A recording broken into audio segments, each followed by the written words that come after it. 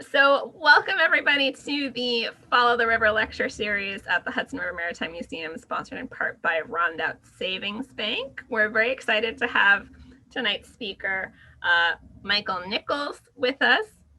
He is the author of a recently published book called Hellgate, a Nexus of New York City's East River, which is part history, part memoir. And so he's going to be sharing with us some recollections and excerpts and all kinds of fun stuff from that book. So you are all muted. You can have your video on or off. It's up to you. As a speaker, I know it's nice to see some faces once in a while. So if you want to have your video on, you're welcome to. And then we're just going to ask that you ask any questions in the chat. And if anything is pressing, I can interrupt Mike if necessary, but otherwise we're going to hold all of the questions until the end.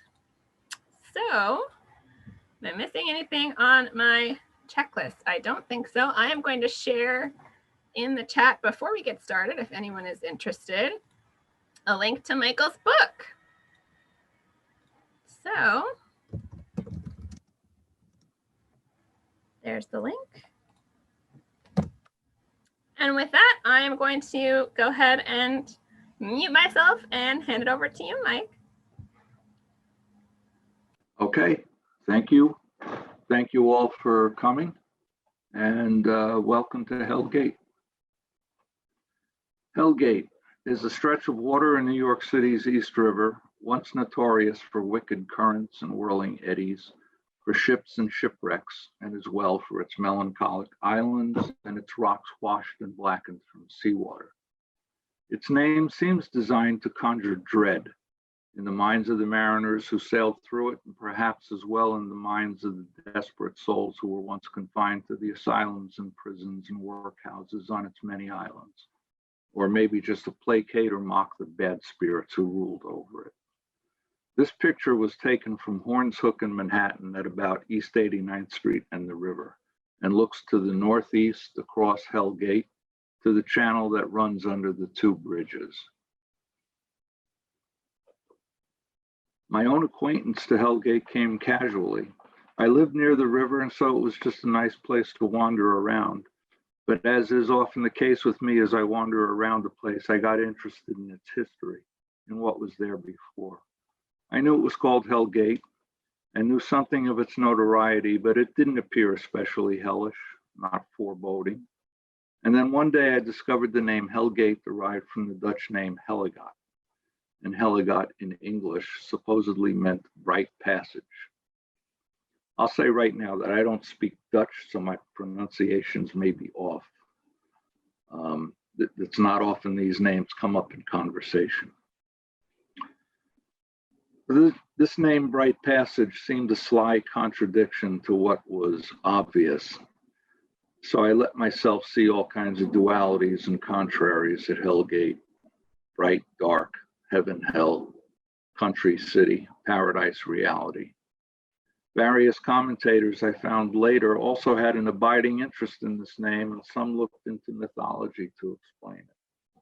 So I found myself treading across landscape into history, language, myth, and a project started to take shape.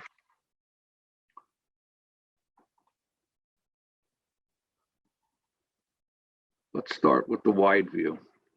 This crude map shows the East River end to end between New York Harbor at the southwest and Throgs Neck at the northeast.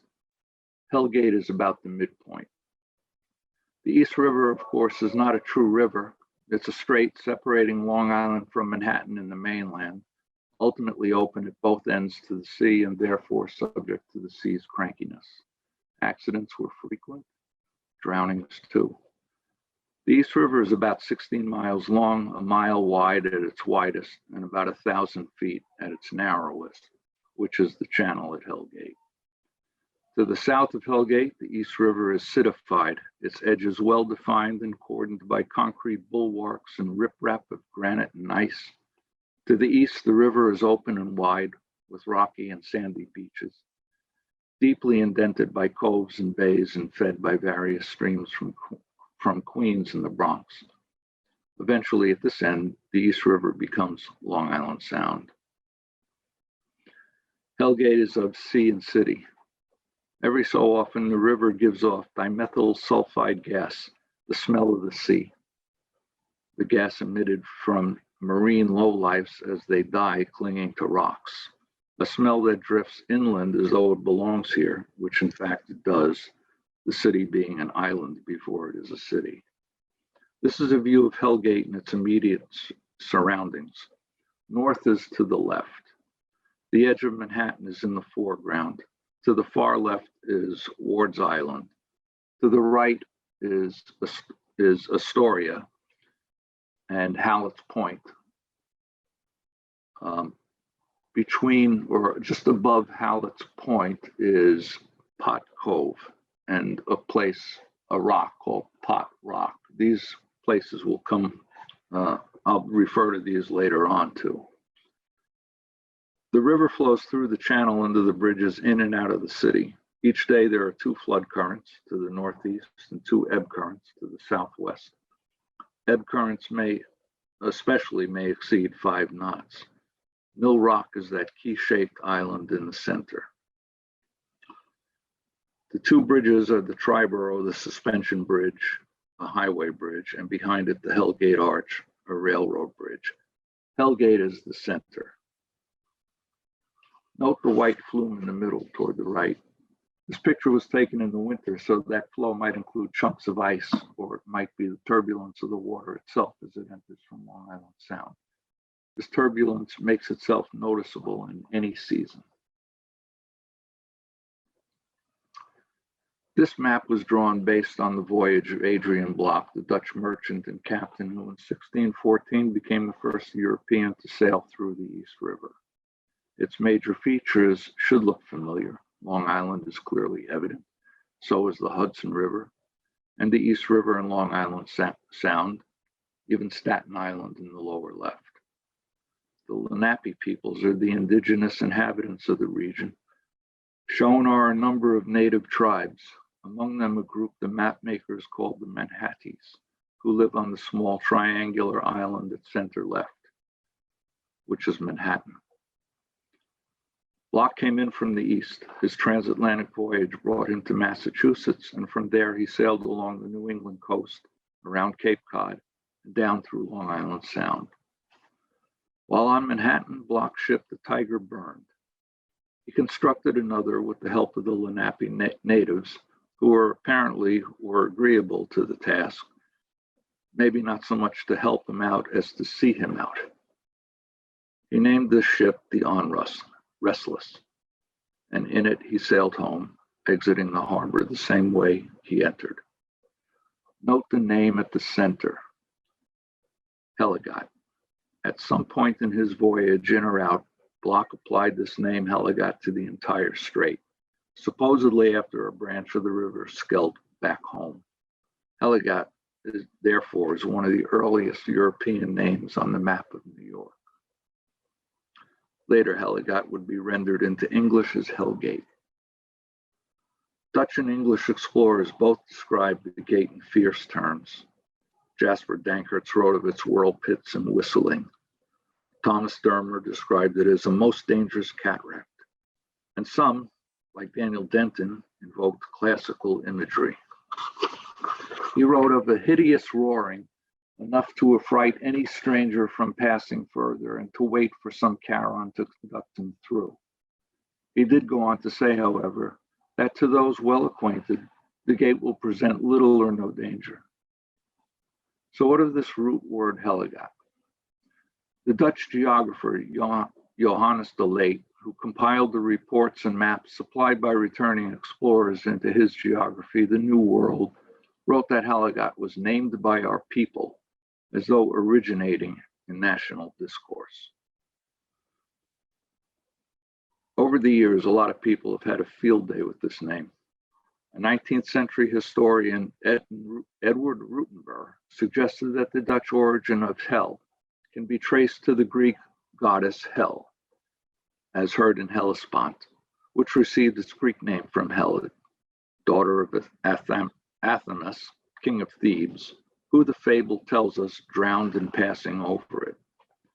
Or because languages routinely steal from each other, maybe its origins lay elsewhere. In Norse mythology, the underworld is called hell, itself derived from a root meaning to hide. As you can see, there are many interpretations and spelling of this word.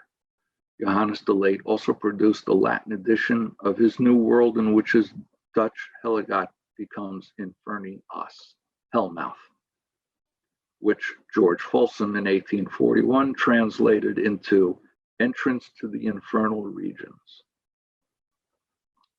Another commentator, Daniel van Pelt, writing in the 1890s, was onto something when he wrote, "Hell is the German word for bright, but in Dutch, the word means exactly what it does in English, and gat means a hole, hellhole.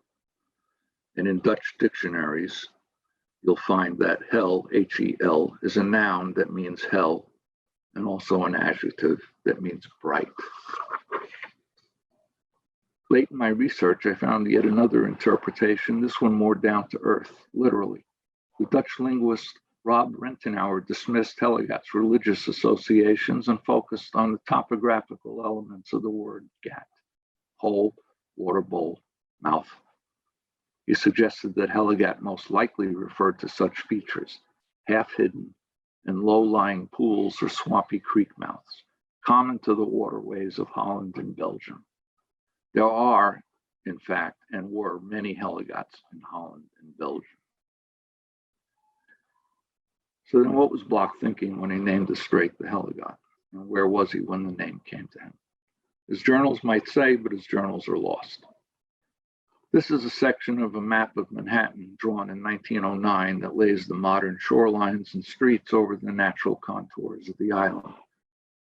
You can see that Manhattan to the west of Hellgate, which is to the top, at the top of the map, was a lowland cut by many creeks descending from Manhattan's west side, and many swamps located near the water, near the East River.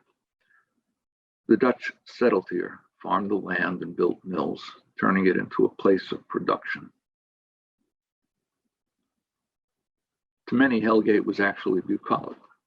John Flavel Mines wrote of his disappointment not to find Hellgate the terror that the early Dutch navigators found it, and went on, "Yet I must confess this loss is in great measure made up in its ineffaceable beauty." By the middle of the 18th century, New York merchants were building their country mansions along the high bluffs on both sides of Hellgate. John Jacob Astor, Nathaniel Prime, Archibald Gracie among them. This was up country then, the Hamptons of its day. The artist Eliza Greatorex sketched many of these mansions much later in the 1860s, when the riverside up here was still verdant and heavily wooded. For instance, on the left, the Hellgate Ferry Hotel was advertised as a beautiful summer retreat, refreshments of the first quality with horses and pleasure wagons to let, also boats and tackle for fishing. One of these houses remains, this one on the right, Gracie Mansion, sitting on a knoll overlooking the gate, built by the merchant Archibald Gracie in 1799. The elevated plateau, one observer wrote, covered with thick woods and lesser vegetation, the ocean breezes which sweep over it, following the rising and falling tides, and its proximity to the swift salt river, it seems a spot marked by nature itself. These days, Gracie Mansion is the official home to the mayor of the city of New York. Gracie wasn't the first to build here. Jacob Walton, an insurance underwriter and well-established citizen, built a mansion for himself and his family. But it was Walton's bad timing to build his retreat just before the American Revolution broke out. The military strategist knew the place too. General Washington ordered General Lee to take it, and so he did. Walton, a loyalist, was booted out of his house, and his house was turned into a bivouac for the rebels who were to man the redoubt down the hill. In September 1776, the British fired at the redoubt from across the river at Hallett's Point. Their missiles also hit the Loyalists' house, which burned to its foundation. This print shows Hellgate in 1778 from Horn's Hook, where Walton and Gracie had their mansions. Forts and bivouacs were built during the Revolution and later for the War of 1812. Fort Stevens in Astoria was built, a powder house was added to Mill Rock.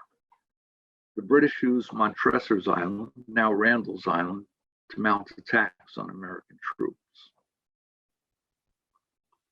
Probably the most widely told ship versus rock story at Hellgate dates from these days, that of the British frigate HMS Hussar, known as the treasure ship.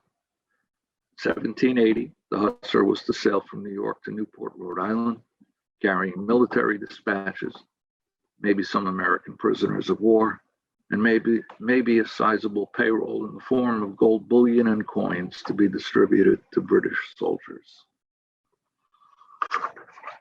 The Hussar, captained by Charles Maurice Pole, was to leave New York by way of the East River, and that meant Hellgate. Pole, aware of the gate's reputation, decided to call for a pilot who could handle the difficult passage. The pilot sent to him was a slave named Swan, who belonged to the Hunt family of the Bronx. Swan examined the Hussar, estimated its weight, and advised that the ship not sail. But being a slave, he had little say in the matter. Pole ordered the ship to shove off, and soon it was making its way upriver, Swan impressed into duty as the pilot. Sailing was uneventful until they reached Hellgate, where in a flood current, the Hussar lost control and slammed into Pot Rock off Hallett's Point. Its hull breached, the Hussar became captive to the current and drifted helplessly through the channel, her profile steadily diminishing in the water as she went. Somewhere off the Brother Islands north of the channel, no one knows exactly where, the Hussar sank. Its treasure, if it really existed, has never been found. Pole himself claimed that none existed. To this day, dreamers plan expeditions to find it, but so far, no one has. Hellgate is a neighborhood of islands, in fact defined by islands, the largest being Ward's and Randall's.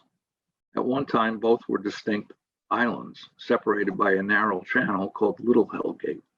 But over time, landfill enlarged them and gradually extended their edges until the 1960s, when the two were finally joined. Ward's Island, 220 acres of rolling hills, meadows, and bogs of woods at the edges, was called Tenkeness by the Lenape inhabitants, a word usually translated as wild lands or uninhabited place. Wouter van Twiller, an early Director General of New Netherlands, thought Tenkeness to be a suitable place to raise cattle. The interior highlands being rich and arable, and so he sought to make the island his personal ranch, buying it from a Lenape chief named Cessus, Viper. The most beautiful spot on earth was Van Twiller's assessment, though he never lived here, content to use the land as an investment. This print shows Hellgate from the southern end of Ward's Island, possibly the front yard of two brothers, Jasper and Bartholomew Ward, who bought the island in 1784 with the intention of civilizing it. They opened a cotton mill, constructed a footbridge to Manhattan, and built houses for themselves. It went well for a while, but the cotton mill failed, and a storm in 1821 destroyed the bridge, ending in one stroke the Ward's hopes for a city island.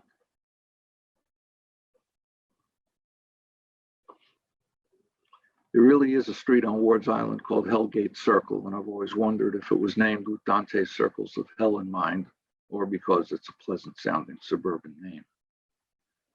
After the Ward brothers, Ward's Island was more or less abandoned and fell to all kinds of disparate uses, as a dumping ground, as a depot for stolen goods.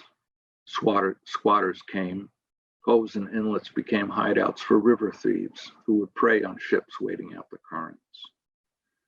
And as islands make natural quarantines, it was inevitable that the islands of the East River would find use as places for the outcasts of society, the sick, the destitute, the insane.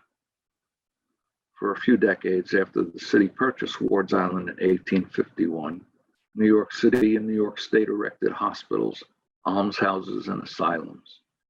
The Emigrants Hospital for destitute immigrants, an idiot's asylum, nurseries for children on Randall's Island, a house of refuge for juvenile delinquents, and the Inebriates Asylum for opium-addicted Civil War vets, opened in 1868 and closed a few years later because the doctors and administrators found that forcible detention was not a cure for addiction or alcoholism.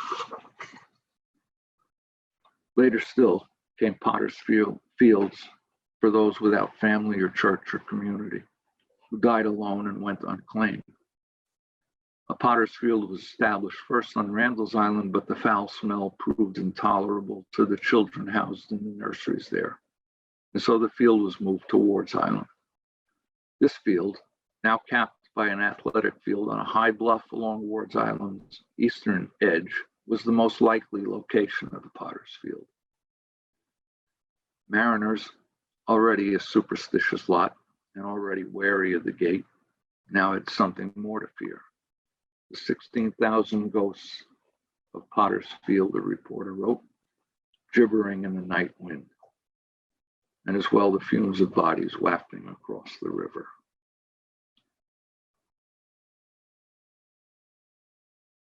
For the dangers they presented, rocks have long figured in nautical myth, always playing the role of nemesis to the heroic mariner. Jason and his Argonauts had a choice whether to attempt to pass through a channel where on one side lived the monster Scylla and on the other the water regurgitating Charybdis, or else take his chances passing through the wandering or clashing rocks. They chose the wandering rocks and they made it through. Circe warned Odysseus of the same choice. He chose Scylla and Charybdis. Unfortunately, he made it too. American merchantmen on the short sea, the coastal waterway up and down the eastern seaboard, entered New York Harbor one way or another, through the Narrows, the mile-wide gap between Brooklyn and Staten Island, or through the back door of the East River and Hellgate with its rocks and whirlpools. Neither was welcoming. The rocks that were strewn about Hellgate, clustered or in isolation, were the lesser elements of the archipelago, but also the gravest threat, rocks being implacable and unyielding, and to wooden ships in trouble, a stark and sudden truth, reducing them to the pitiful objects depicted here in Archibald Dick's print from the 1830s. Lose control in a swift current, and if lucky, you might be ejected into a nearby patch of calm, but hit a rock and it's all over. Rocks at Hellgate that jutted up ominously at low water disappeared altogether at high, often by a mere few feet, which made bad matters even worse. My book lists a parade of 19th century calamities that I got from an even longer list than Jeanette Rattray's Perils of New York Harbor. November 1849, the sloop Dispatch of Cold Spring Harbor, Long Island, struck Pot Rock going through Hellgate. Captain John Mahan killed by blow from tiller. July 3rd, 1866, Schooner Exchange, wrecked at Hellgate. Sloop Vienna, sunk at Hellgate. Schooner LB Ogden, sunk at Hellgate, and on and on. In mythology, rocks were mutable, thwarting, alive. At Hellgate, they wouldn't get out of the way, but they had to go. This meticulous and beautiful chart shown here was the result of a survey conducted by David Porter in 1851, a survey needed as a first step to understand exactly what had to be done. Various solutions were tried, mostly by lopping off the tops of the rocks by means of explosives. These were marginally successful, but marginal wasn't good enough. Following the Civil War, Lieutenant General John Newton was put in charge of waterway projects in New York. Newton was methodical, a systems man. He realized that if real progress was to be made, he would have to go into the bedrock and blast away from the inside. He built coffer dams and blasted chambers and tunnels through them, or through the rock, elaborate corridors whose walls would be drilled with holes to accommodate miles of charged wire and tons of explosives. It would take years, but it would be thorough. A reef off Hallett's Point was the first to go. Others finally the coup de grace, Flood Rock, the largest of Hellgate tables. Demolition took 9 years of preparation and 55,000 explosives. Finally, on October 10, 1885, with over 50,000 spectators present, the now General Newton signaled his 11-year-old daughter to push the plunger. First came a low, jarring rumble, and then 9 acres of the river surface lifted. Geysers of rock and water erupted skyward 150 feet, an explosion that registered on seismographs as far as Princeton, New Jersey, and considered the loudest man-made sound ever made. The rocks, in fact, are not all gone. Mill Rock remains. Mill Rock has had many lives. There was a mill here, a powder house, and it was home to river thieves and various squatters, including an enterprising fellow named John Clark, who built a tavern, which became a sort of truck stop for sailors. And today, Mill Rock is a way station for cormorants, seagulls, and various frequent flyers on the Atlantic Flyway.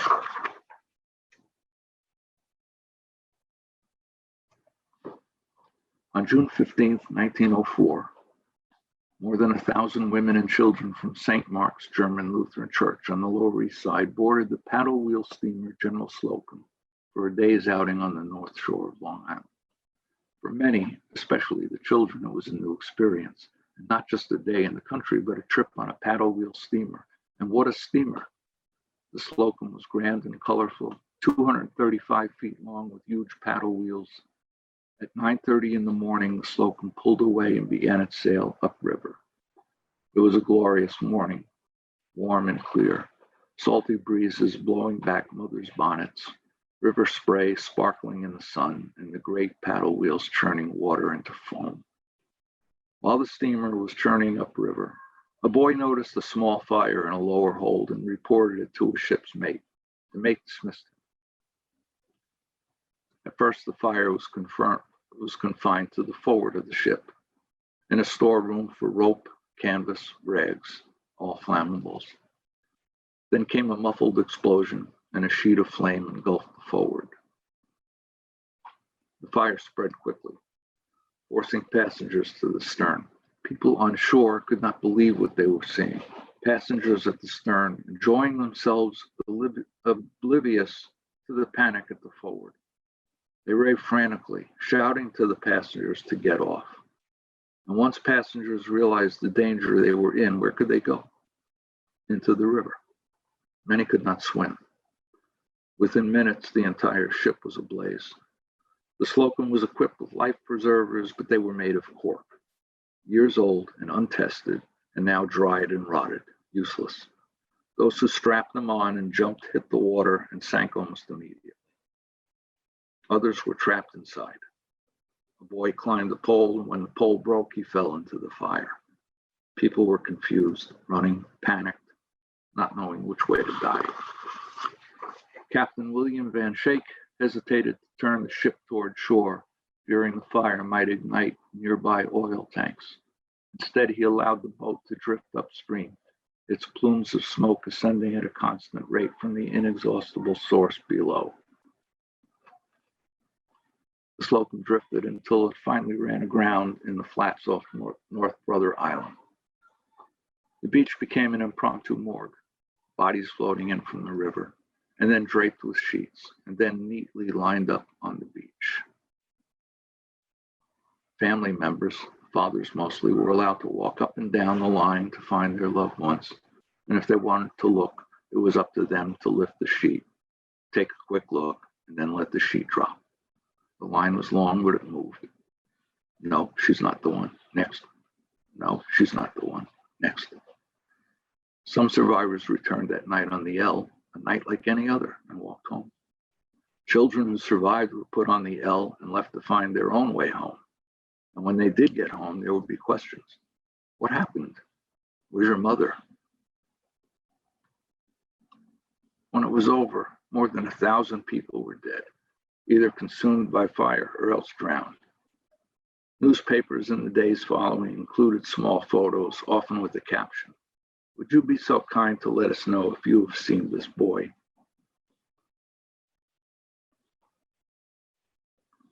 Years after the Slocum came to rest, in the mudflats off North Brother. It made an appearance in the pages of James Joyce's novel Ulysses. Joyce included Slocum references because he had to, more or less. The fictive day of Ulysses, June 16th, 1904, is the day after the Slocum burn.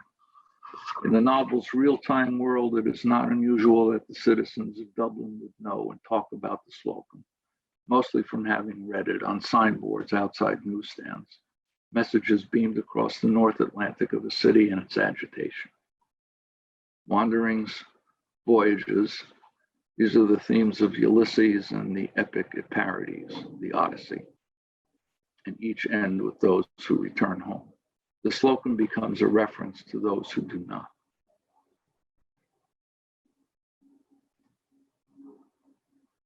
The more I circled around Hellgate, the more I knew I was creating a problem for myself. I was having a good time walking, watching, smelling the sea breeze.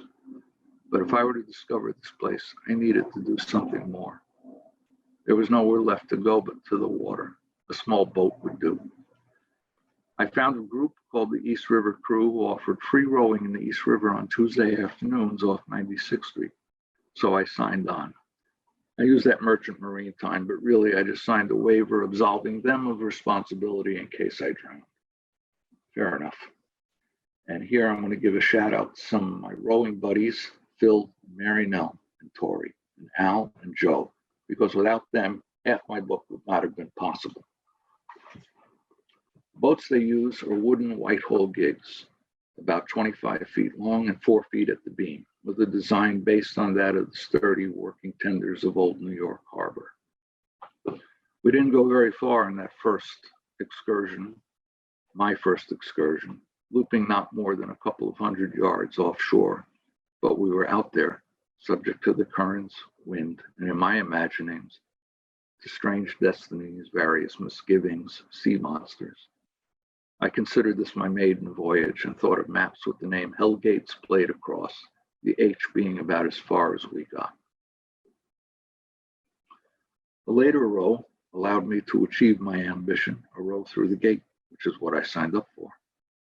I had been through the gate before in boats, but these were big and motorized, not like this. Our white hulls are equipped with oars and a rudder, and we had our hands to control them and our wits to ensure we were doing the right thing. We shoved off across the bay, the shoreline receding, Ward's Island on our port side, sliding past us as though it were the thing moving and not us. We're nearing the gate, water beginning to make some noise, beginning to splash. The current takes us in, we're bounding a little. The noise picks up, water slapping against hull, whitecaps glistening in the sun. Not frightening, more puckish than hellish. We're rounding the point, the bow rising a bit and then slamming down. The current has us as if it were a hidden sea creature with us riding its back. This is it, I announced to myself. Yep, this is Hellgate. I heard a hideous roaring, but not the one Daniel Denton heard. This was the din of traffic on the Triborough Bridge 100 feet above us. We pass under the bridges, the current a little gentler in the channel, fast but manageable. The greenery of Astoria Park to our starboard and the bluffs of Ward's Island to port. We head up the channel and turn into Bronx Kill, low and narrow and eerily silent, and then down the West Channel, an easy passage. Dock and davit slowly coming closer, home.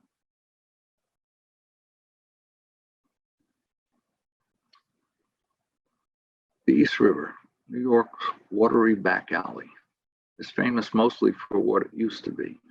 The East River of old movies and newspapers, of the dead-end kids, the Bowery boys, cement shoes, freighters and stevedores, factory runoff, forbidding water. It's not so rough and tough anymore, except when you're in a small wooden boat. Our rows downtown to Red Hook and Governor's Island expanded my scope. You get a different perspective, says Phil, of rowing in general. Yes, there is a new perspective on the looming buildings we row past and the famous bridges we row under. The river is choppier here than I imagined it would be, way choppier. Most of the choppiness down here has nothing to do with topography. It has to do with traffic. The wakes coming off the massive tug and barge units and the tankers and ferries that routinely pass through. Wakes long and cresting high across the river's surface.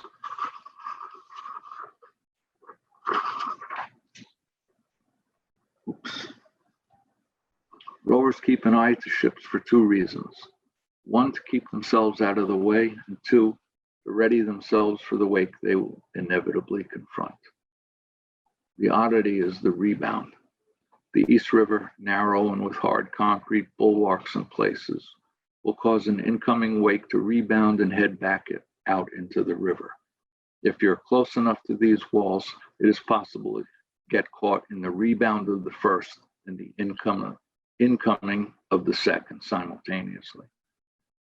But farther out in the channel, you have probably forgotten about the rebound by the time it comes back to bite you, slap your hull, and throw water at you. And if you accidentally swallow some, don't worry, it won't kill you.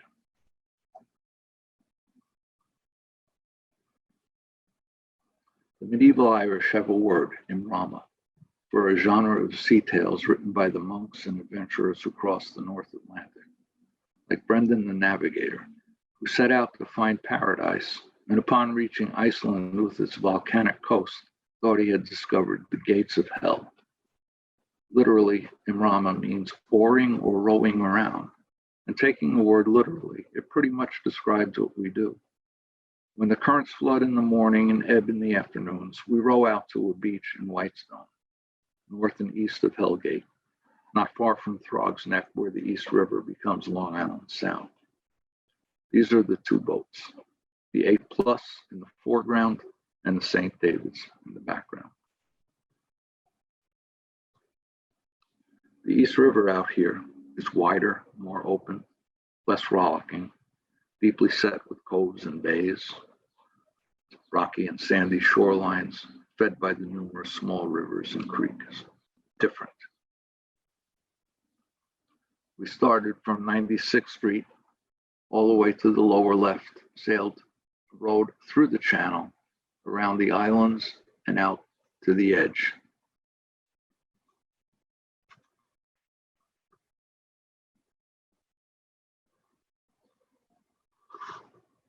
We head out up through the gate. It's getting old hat now, under the bridges and into the channel, greenery on both sides. North of the channel, we come to the Brother Islands and slip between them. North Brother, illegal to dock at, the place where the Hussar was lost and the Slocum foundered. Home to Riverside Hospital, whose shell can be seen above the trees, where Mary Mallon had been quarantined with typhoid and thence achieved lasting fame as Typhoid Mary. To our starboard, South Brother, smaller, not as verdant, but legendary for the house that Jacob Rupert, brewer and owner of the New York Yankees, built as a summer residence. When Babe Ruth came to visit, the story goes, he'd swat golf balls out into the river, far out into the river. Another island out to the east, Rikers, much larger now than when Adrian Block sailed by, and considerably more ominous. And just past Rikers is LaGuardia Airport, built mostly on landfill that extended out into Flushing Bay. I could not help but think as we rode on, we were approaching the sea at its beginnings. Out here, the river opens up and we pass the mouths of the Bronx River and a little farther on Westchester Creek. I tried to put the city out of mind, not because it was madding and crowded, but because it was irrelevant. I preferred instead to focus on what needed attention now, rocks and islands and the smell of the sea. The city was dropping away to the edges of our horizon. I don't have gloves with me, stupid. These city boy hands can't take the scraping of skin against wood, so I've opened up old wounds, blisters, calluses, skin peeling, smeared blood. The oar looks like a crime scene. I wash my hands in the river and splash water over the heel of the oar. A piece of dried skin dangles. I bite it off and spit it over the gunwale. Piece of me now at one with the East River. Ahead is another pair of bridges, the Bronx Whitestone close in and the Throgs Neck beyond. We're headed for the beach on the other side of the Bronx River, where we'll stop. We haul the boats up on the beach, stretch our legs, we eat lunch, walk around, enjoy the view, take pictures. And when in an hour or so the current is in our favor, we shove off for the return trip. The trick of mine that says the return trip is always shorter than the outbound trip is in force here. We're making excellent progress. We're in the middle of the river. You get the fastest current in the middle, which is why most traffic takes the same lane, tugs and other working craft included. One unit in particular, a tug with 3 barges in tow, is behind us and gaining. Perhaps we should move over. The captain of the tug has a high perch, and from his height believes he is close enough to do us some damage. We hear a stern voice through the bullhorn. Good place to be if you want to get yourselves killed. Couldn't be more succinct. We move quickly. Mary Nell later tells of another time hearing a captain call out, "I see a canoe in front of us, a big canoe filled with organ donors." Small boats in barge world are called speed bumps. I don't know which is spookier, the ship traffic or the expanse of water, the lowness of our boats in the water or the bones of ships and sailors entombed in them below. Out in the middle of the river, you realize how isolated this place is. The slowness of rowing and silence together contribute to the isolation. Another trick of mind, as you pass by these inlets and islands, landforms seem to slip by, the world reduced to sets of shifting horizontals. It is easy to lose yourself in illusion, slipping and sliding. The ancient Greeks called these objects planktoi, wanderer, wandering rocks, mythic stories spun from actual experience. The writer Stuart Gilbert suggested the legend of the wandering or clashing rocks is most likely based on an optical illusion caused by the ships being carried by a swift though imperceptible current through an archipelago, a labyrinth of such rocks that would appear to be moving towards them as the current bore the ship in that direction. Rowing around here, out here on our return, and on all sides of us, these islands and promontories and reedy riverbanks slipping past one another, occluding one another as we pass them. I'm thinking again of those low-lying pools and swampy creek mouths that Professor Dr. Rentenauer suggested are the defining features of a Hellegat, and of Adrian Block, who carried Hellegat with him across the Atlantic to Massachusetts, down around Cape Cod, past Buzzards Bay, and into Long Island Sound. So Block saw this upper section of the East River before he ever saw the concentrated whirlings of what we now call Hell Gate. And it may have been the sight of these half-hidden lowlands that triggered memories of home in Block's mind, or perhaps the sound of rushing water, or the smell of the inland sea. One can imagine Adrian Block making his way downriver, passing these creek mouths and pools, cutting through whirlpools, recalling the waters back home and thinking wearily, yet another Hellegat. Ahead of us is the Hellgate Arch, just beyond the Triborough. We're a little late, missing maximum ebb, but still swift enough in our favor. The wind, though, is picking up and is against us. You'd think the wind would have small effect on a rowboat, but even a low freeboard is enough to catch it and face your oar blade into the wind, and the oar is almost a sail. Getting through it requires some push. Keep rowing, people, yells Phil. Stroke, follow stroke, maintain rhythm. Good time for a sea shanty to get us into the rhythm, but none of us know any. We feel the current pulling us and the wind against us. We hit a back eddy and force our way through. Pull, yells Phil. Awaken its quick rebound chops the water. Keep rowing, people. Pull, pull. Many things to see and react to. Chops, wind, currents, river traffic, the seawalls. Get too close to the seawall and you're snapping the oar blades. Keep rowing, people. Commands are nonstop. Commands are calls for focus and attention. And believe me, all of us focus and attend. And at last, things begin to calm. Under the bridges, the roar of traffic overhead, around Ward's Island, and a last long, easy stretch, the davit in sight. And once again, we've arrived from whence we started.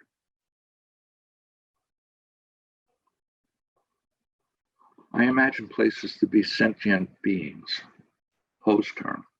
That place has qualities peculiar to it, that it lives, if not acts, has a persona.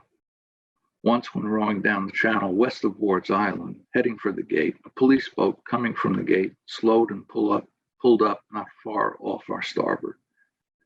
An officer stepped out on deck and warned us through his bullhorn to stay away from the gate. It's really ripping today. The gate, a vague and immense entity, and now apparently in bad humor, surly. No matter that in a couple of hours it will be dull and sluggish, and for the 5 or 6 minutes of slack tide, dead. And then, like Charybdis, it'll come back to life. Low water, slack tide, water gray and still a slate, deceptive. I think of those writers and historians who expended so many words on Hellgate, what it was and what the name meant. Getting to the bottom of meaning seems so American a pastime.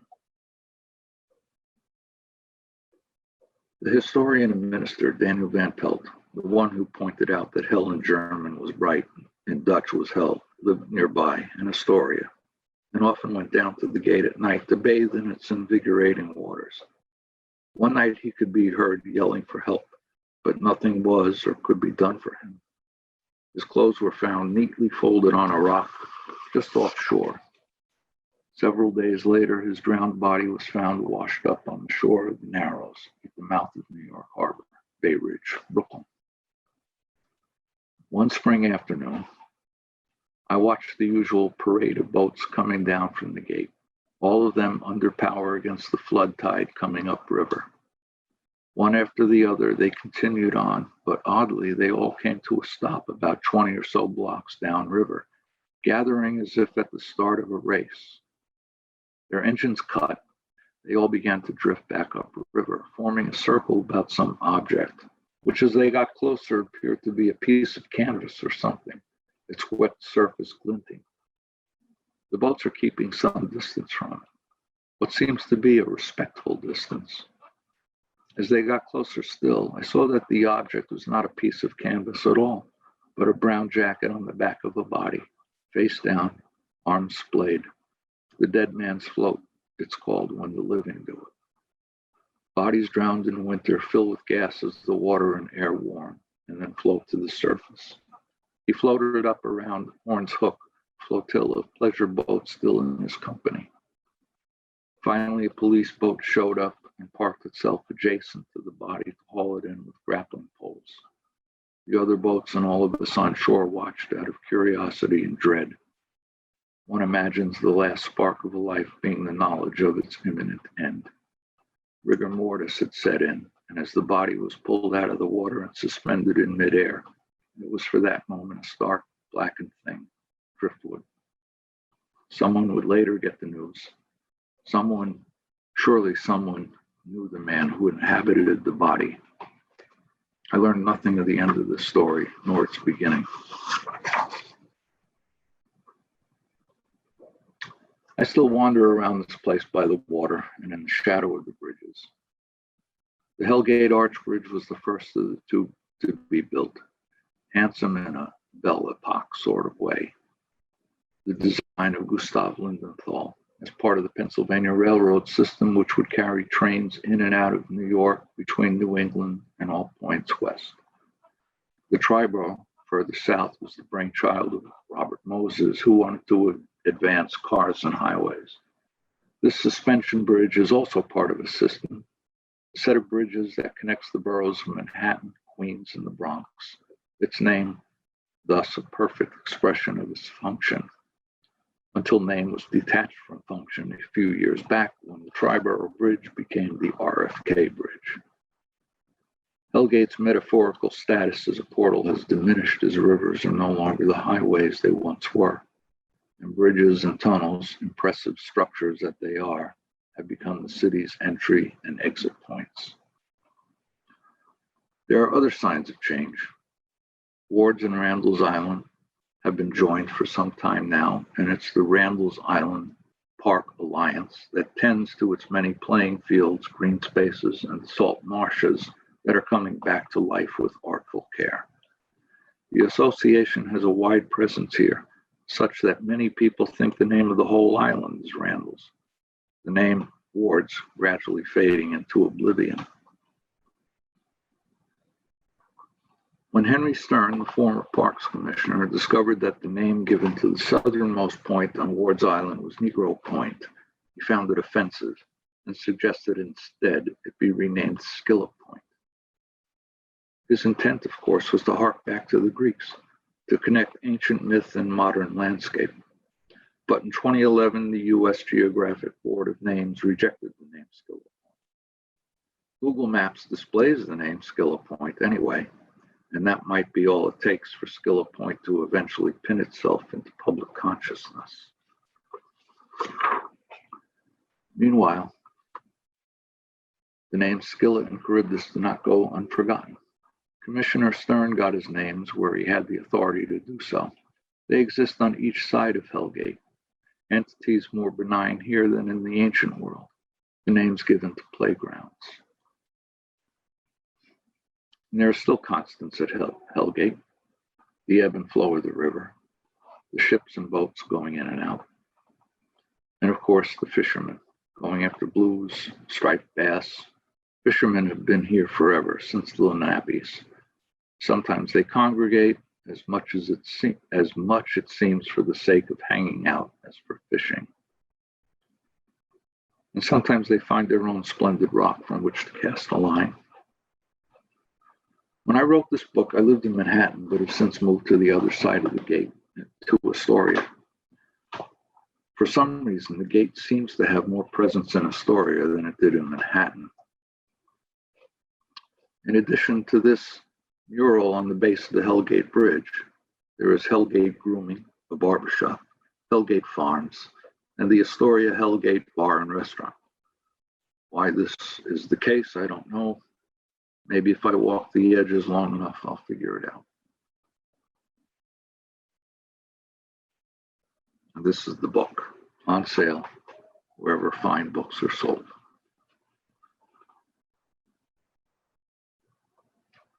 And I'll leave with Poe's question in mind. Do you see any change in the water? As appropriate of Hellgate as it is of the maelstrom off Norway he wrote about in his story. Thank you very much. That concludes our presentation. That was wonderful. Thank you so much, Mike. Thank you. If anybody has any questions, go ahead and drop them in the chat. I did also drop a link to Michael's book there in the chat with SUNY Press, if anyone would care to purchase a copy if you don't already have one. Do we have any questions? It was very quiet in the chat while you were talking. I think everyone was enthralled. Well, that's good.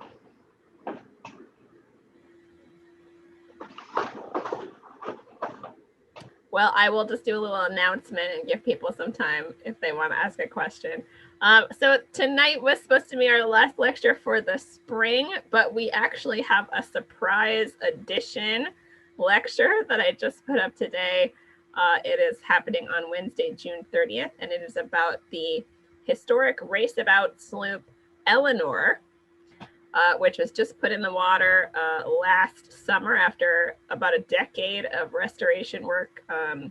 She is coming down from Hudson to the museum on the 11th and 12th of July, so you can see her in person if you want, and they're doing a lecture about the vessel and her restoration on June 30th.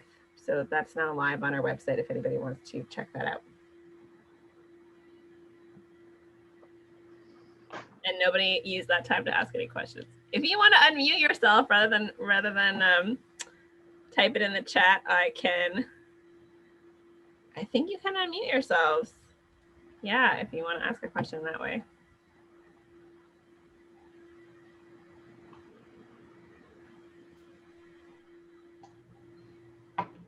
Have you ever rode around Manhattan in one of these boats, Mike? Not me. I have not. I've somehow never made it to the row around Manhattan rows. Well, many people have never made it to the row around Astoria either. That's actually the more unusual row. The photos were amazing. And is the photographer here by any chance?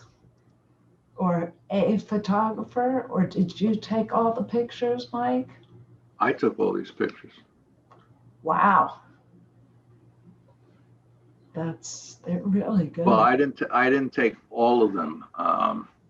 There were a couple of in the river and under Brooklyn Bridge and the lower part of the river that Lourdes took, and on the beach at Whitestone.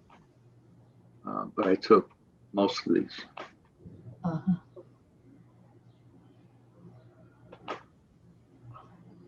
So I just dropped another link in the chat. Mike, I noticed you talked about you were rowing with Whitehall gigs, which is awesome. So Yeah. that there's still traditional rowing in New York Harbor. And in case not everybody knows, we have a Whitehall gig at the Maritime Museum, and we're offering some beginner traditional rowing classes this summer. So Oh, great. if anybody lives in the area and wants to take advantage of that, I put a link in to our webpage about that. Okay. The John Magnus is the name of your Whitehall, correct? Yes, yep, the John Magnus. Yep. For me as a historian, it's always fun to see modern people in those traditional rowboats because, they were ubiquitous throughout history. Right. Wooden traditional built rowboats were just everywhere. So Yeah, they're not kept alive.